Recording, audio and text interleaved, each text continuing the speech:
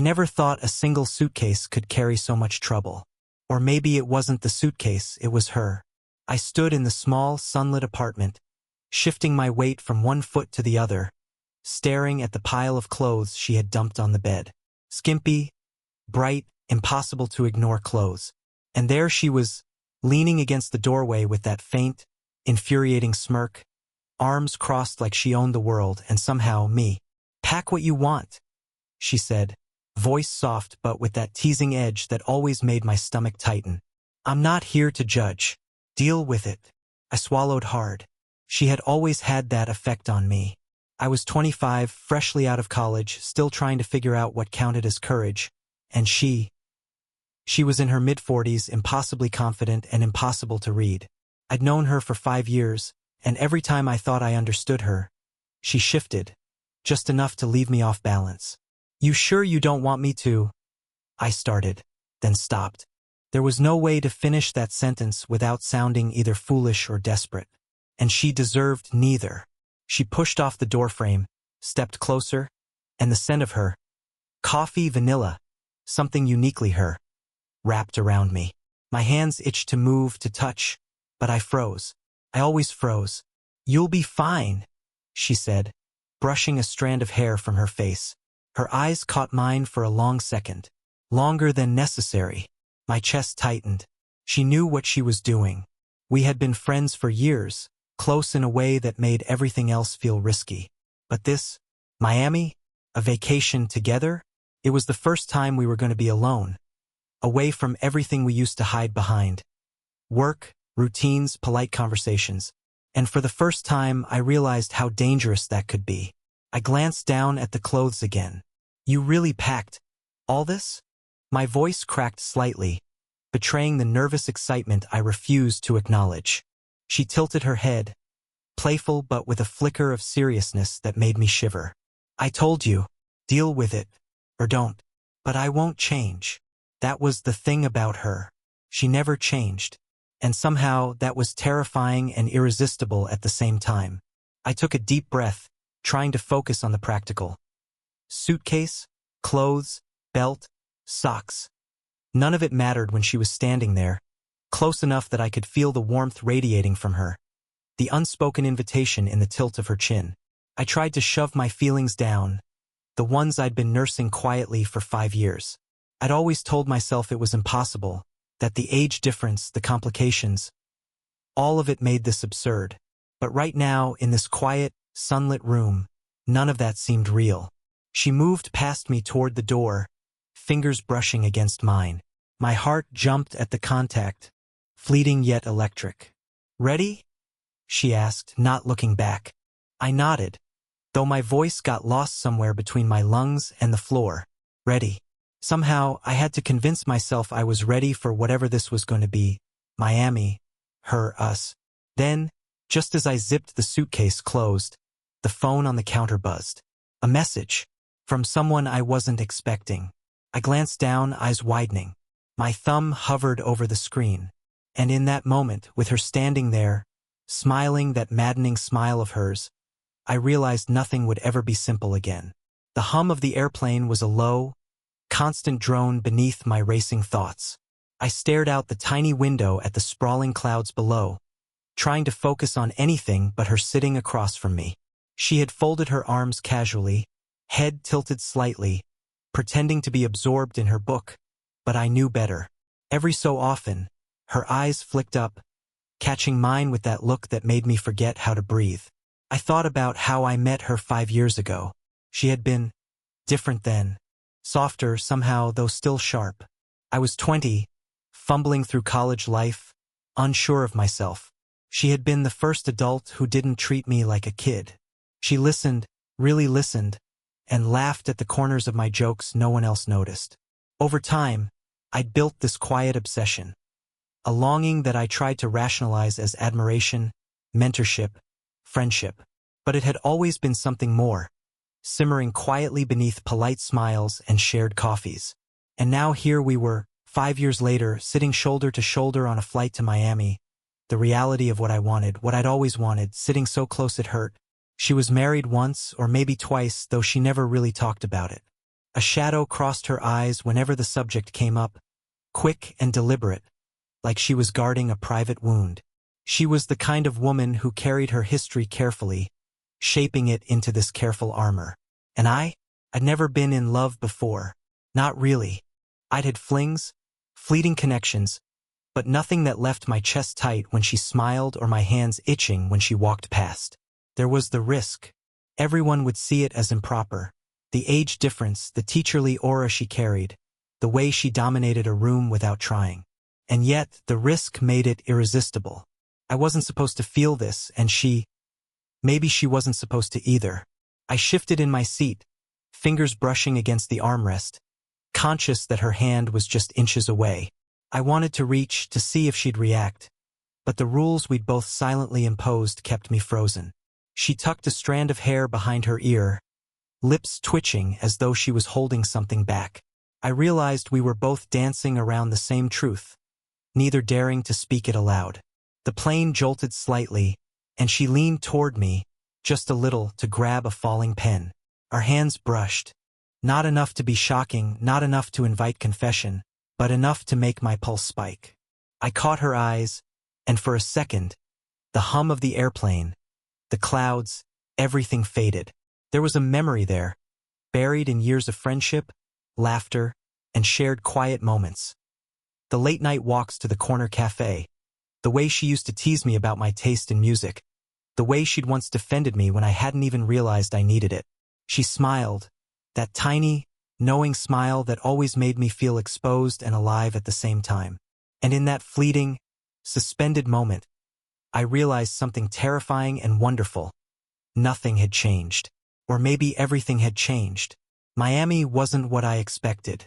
The streets shimmered under the late afternoon sun, neon reflections bouncing off wet pavement from a brief rain. I kept glancing at her, careful not to stare, careful not to let her see how easy it was for me to forget the world when she was near. She walked a few steps ahead, hair damp and curling slightly at the edges, her laugh echoing down the narrow alley we had ducked into to avoid the sudden drizzle. That laugh, warm, teasing, utterly careless, made my chest ache. "Are you sure you don't want to grab an umbrella?" I asked, pretending to look concerned while internally wondering if I could just pull her into the nearest doorway and forget propriety. She shook her head, eyes sparkling with mischief. "Nope, rain doesn't bother me, but you're all stiff. Come on, loosen up a little." Her voice had always had this way of breaking through my defenses, teasing me out of myself. I followed, though my steps were hesitant, my mind a tangle of desire and caution. I had been thinking about her touch all day, about the brush of her hand on the plane, and now here she was, laughing, alive, utterly unattainable in every way. We ducked into a small cafe to dry off. She ordered coffee, and I found a corner seat, fingers nervously tracing the rim of my cup. Across from me, she settled with a grace that made my own limbs feel clumsy. There was a tension in the air that hadn't been there before, a charged silence filled with unsaid things. "I didn't think you'd actually agree to come," she said, voice low, almost shy. She wasn't usually shy. That admission, soft, quiet, made my chest tighten. "I wanted to," I said too quickly. My throat went dry. I had wanted this for years, wanted it in ways I didn't dare name aloud. And yet, saying it now made it feel impossibly real, impossibly dangerous. Her lips twitched in a half-smile, and she looked away, tracing the rim of her coffee cup with a finger. There was a pause, one of those pauses that stretch longer than they should, heavy with everything we weren't saying. Then my phone buzzed. A message. I tried to ignore it, but it was from my roommate. "Dude, did you just see her with?" My heart sank. I didn't want anyone else knowing.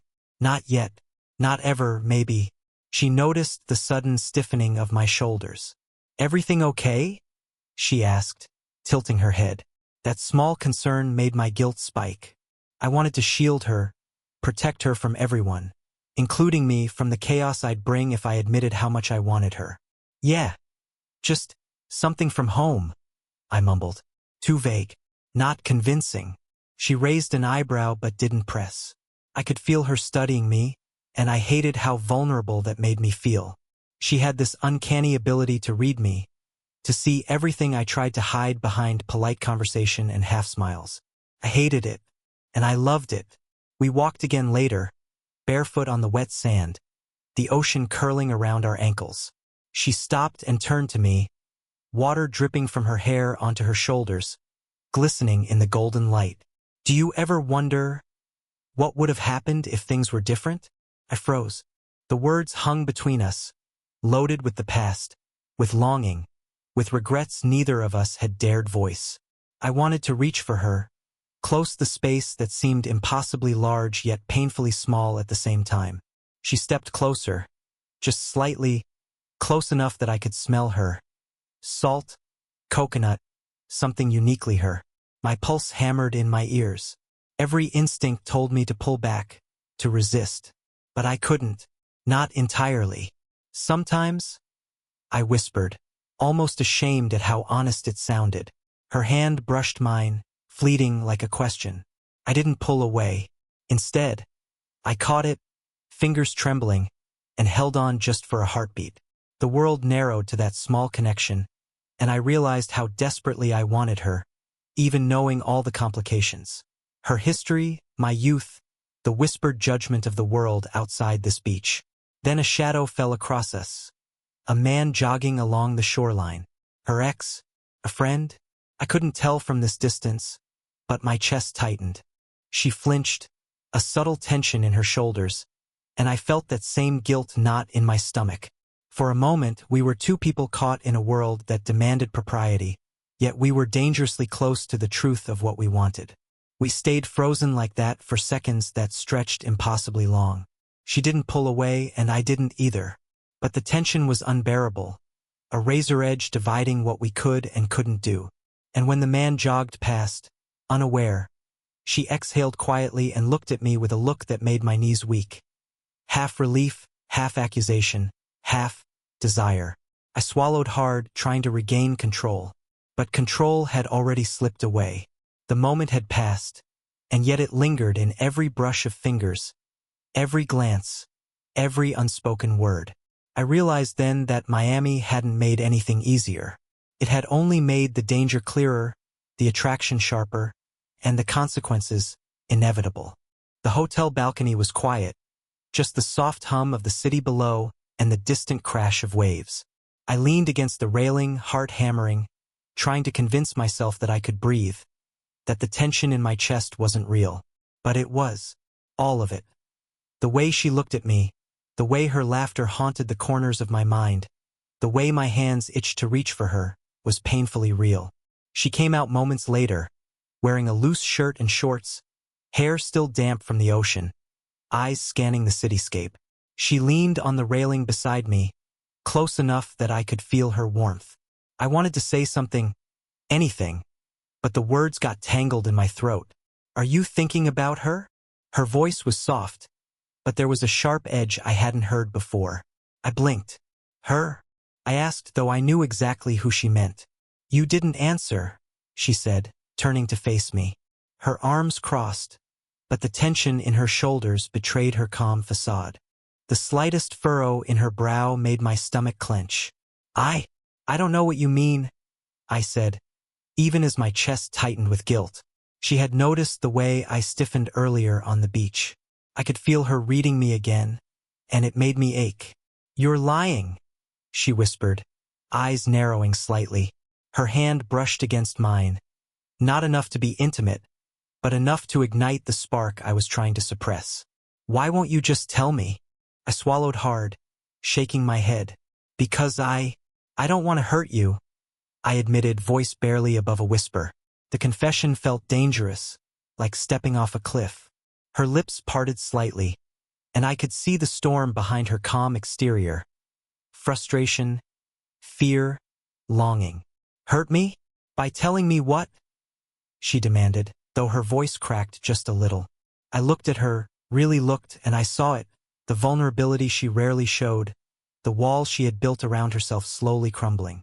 And suddenly, the distance between us felt unbearable. My hands itched.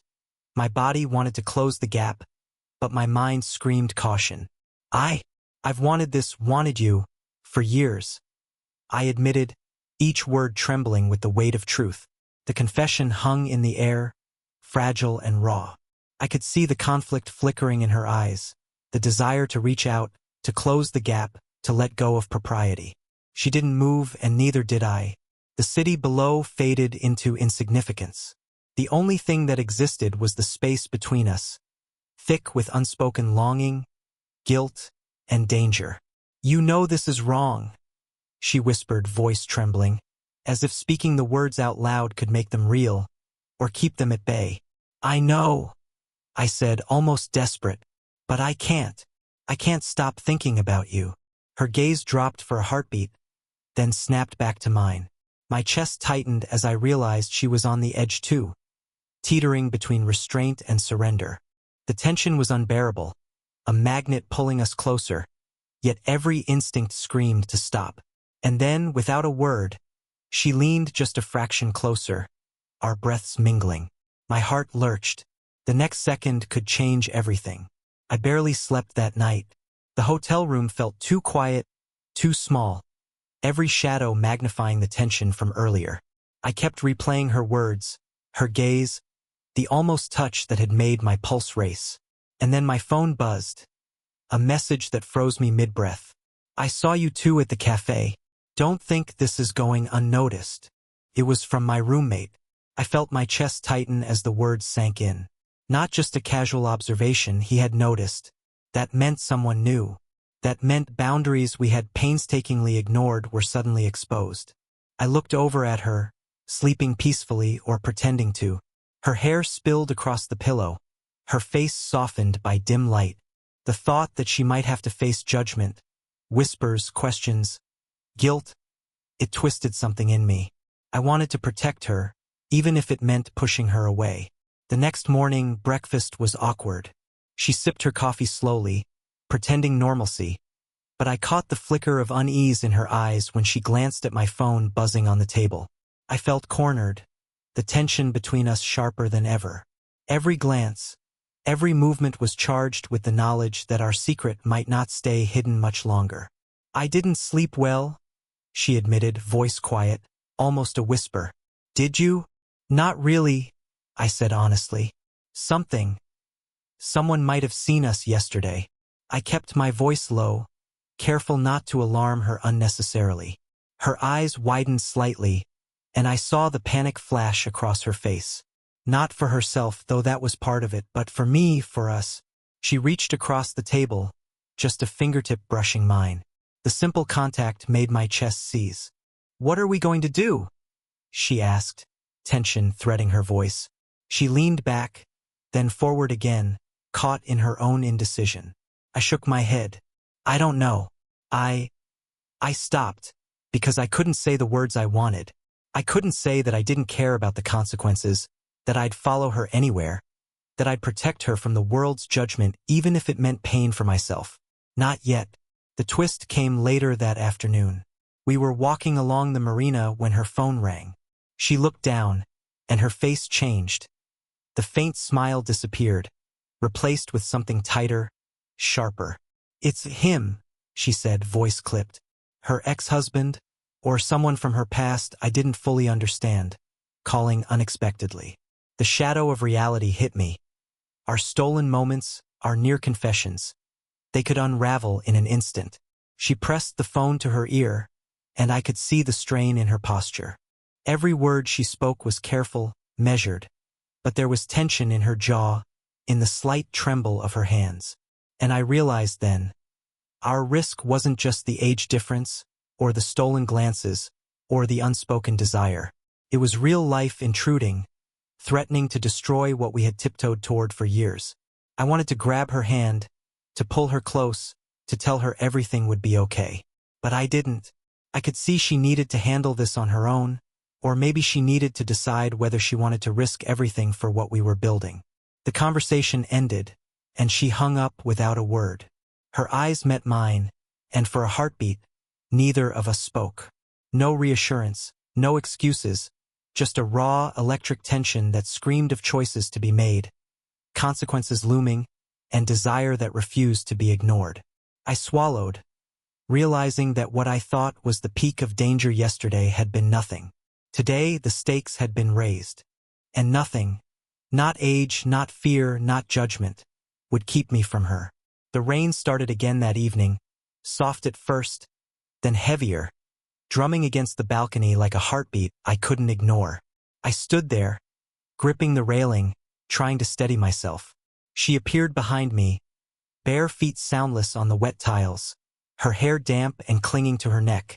The air between us was thick, heavy with all the tension, desire, and fear we had carried for years. I can't keep pretending this. Doesn't matter, I said, my voice rough. I finally turned to face her, eyes searching, desperate. I've wanted you for 5 years. I don't care about the risk anymore. I don't care if it's wrong or complicated. I just can't hide it. Her eyes softened, but a flicker of hesitation lingered. She stepped closer, just enough to feel the warmth radiating off her, but not enough to erase the distance completely. You know this changes everything, she whispered, her voice breaking in a way that made my chest ache. I know, I said, swallowing hard, and I'm willing to face it, whatever it takes. But I need you to know, I can't pretend anymore.